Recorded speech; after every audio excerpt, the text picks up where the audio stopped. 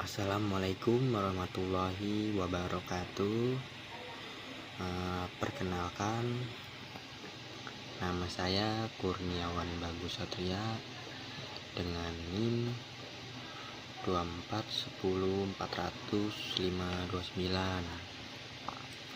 Dalam video kali ini saya akan membawakan materi mengenai sistem berkas, sehingga diharapkan kita semua bisa, setelah adanya video ini, kita semua bisa mengerti apa itu sistem berkas. Dan mari kita mulai.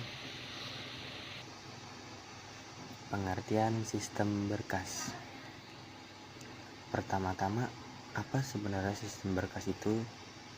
Secara sederhana dan secara sistem berkas itu adalah sebuah metode dan struktur yang digunakan oleh sistem operasi untuk mengatur, menyimpan, mengelola, dan mengambil data pada media penyimpanan seperti hard disk atau SSD.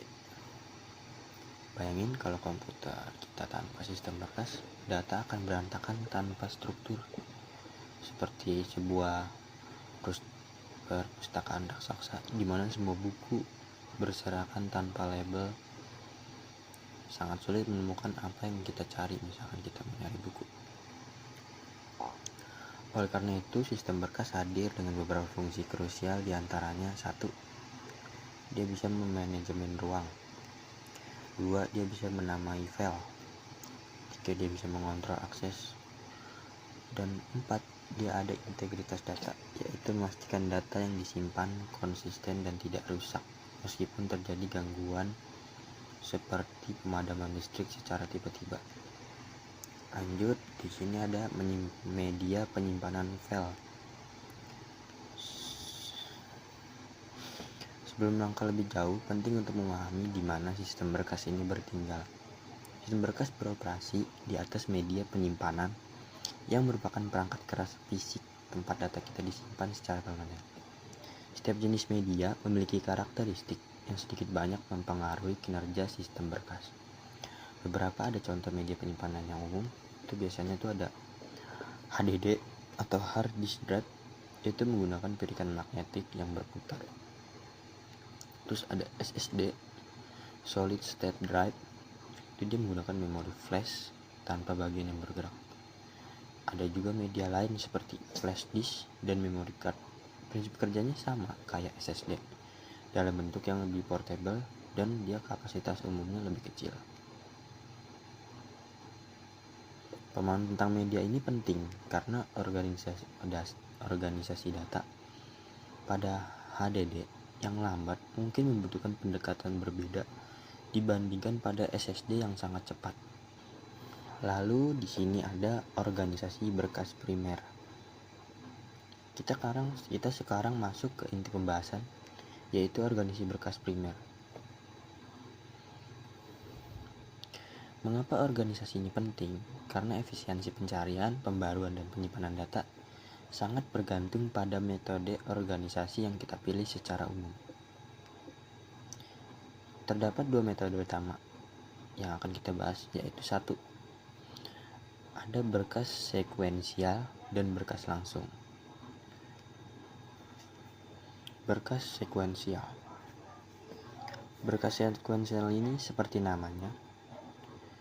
Dalam metode ini, record disimpan dan diakses secara berurutan satu demi satu dari awal file hingga akhir.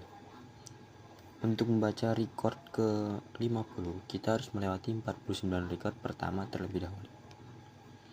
Kelebihan dari berkas sekuensial adalah: 1. Dia kesederhanaan.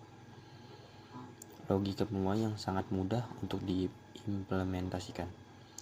Terus ada efisien untuk pemrosesan massal. Namun terdapat juga kekurangan yang mungkin. 1. Ada akses acak yang lambat. Dia mencari satu record tertentu di tengah file bisa memakan waktu yang lama. Pembaruan yang tidak efisien. Mengupdate satu record seringkali mengharuskan penulisan ulang seluruh file. Karena karakteristik ini, berkas sekuensial sangat cocok digunakan untuk aplikasi seperti backup data, file lock system, atau arsip data yang jarang diakses tetapi perlu disimpan secara berurutan. Ya, di sini ada berkas langsung. Malahan di sini berbanding terbalik dengan sekuensial. Berkas langsung memungkinkan kita untuk mengakses rekor manapun secara langsung dan acak tanpa harus membaca record sebelumnya. Setiap record memiliki alamat unik yang dapat digunakan untuk menghitung posisinya secara langsung di media penyimpanan. Kelebihan utama dari berkas langsung sendiri itu dia kecepatan akses yang tinggi. 2. Ada efisiensi untuk pembaruan. Namun dia kekurangannya itu kayak kompleksitas dan manajemen ruang. Biasanya tuh banyak ruang penyimpanan yang terbuang karena record yang dihapus meninggalkan lubang kosong. Berkas langsung sendiri itu biasanya adalah pilihan ideal untuk aplikasi yang membutuhkan respon cepat seperti sistem database, perbankan, sistem reservasi tiket, aplikasi e-commerce, dan sistem real-time lainnya di mana transaksi terjadi secara acak dan cepat. Ya, di sini ada perbandingan dan aplikasi dalam dunia nyata. Setelah memahami kedua metode tadi, dari segi kecepatan akses, dapat disimpulkan kalau berkas sekuensial lambat untuk akses acak, namun sangat cepat untuk pemrosesan beruntun. Sebaliknya, berkas langsung sangat cepat untuk akses acak. Kalau dari segi kompleksitas, berkas sekuensial sangat sederhana untuk diimplementasikan, sedangkan berkas langsung lebih rumit. Kalau dari segi pola penggunaan, berkas sekuensial unggul untuk batch processing, yaitu pemrosesan data dalam jumlah besar pada satu waktu tertentu. Sementara berkas langsung dirancang untuk pemrosesan transaksi secara real-time di mana permintaan data datang secara acak dan membutuhkan jawaban seketika. Demikianlah penjelasan lengkap dari saya. Kurang lebihnya mohon maaf.